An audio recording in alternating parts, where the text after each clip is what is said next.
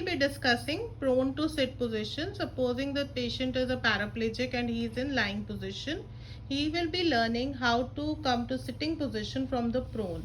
First he will do the rolling as explained earlier, turning with the shoulder motion, coming to the prone position. Now in order to come from prone position to the sitting position, he will weight bear on one side and the opposite hand will go in the air. Weight bearing on the elbow, he will slowly come from prone to sitting position. Okay. To come from supine to sitting position, patient will first practice supine on elbows. Coming to a sitting position, weight bearing on the elbows.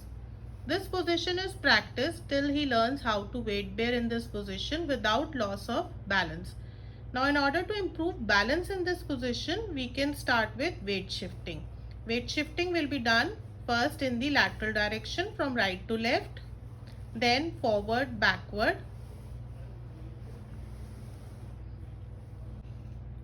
When the patient has learned how to weight shift in supine on elbows position, we move on to supine on hands. First weight bearing on one hand, then other hand. Weight bearing position is attained in this position with legs in extension. He will learn weight shifting in this position. First right to left with pelvic motion also and pelvic lifting. Then forward, backward, weight shifting, forward, backward. Now after the patient has gained sitting, he will be done mobility training in the quadruped position. First, he will come in the position prone on hands, which we have already trained. Then weight bearing on the knees, attaining the quadruped position. Once the quadruped position is attained, he will start with weight shifting in this position. Right, left, forward, backward. Then lifting one hand in the air, right hand, left hand, right leg, left leg. This is same side. Then we can make it more complex by lifting alternate hand and leg, right hand and left leg, left hand and right leg. So this is dynamic weight shifting.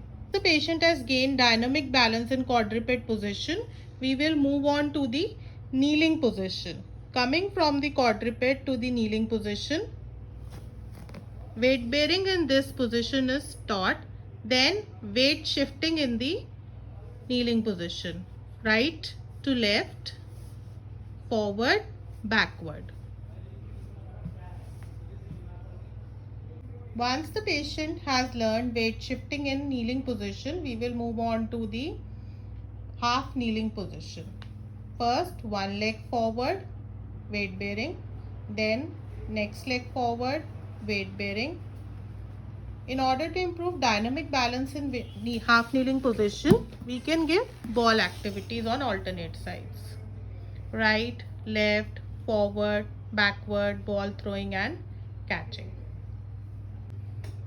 Half kneeling position. Once the patient has attained the half kneeling position, half kneeling on other leg also, then gradually he will assume the standing position. Now after attaining the standing position, weight shifting is started in the standing position. First right and left, weight shifting, forward, holding it for 10 counts, then backward, hip in extension, opposite hip in extension,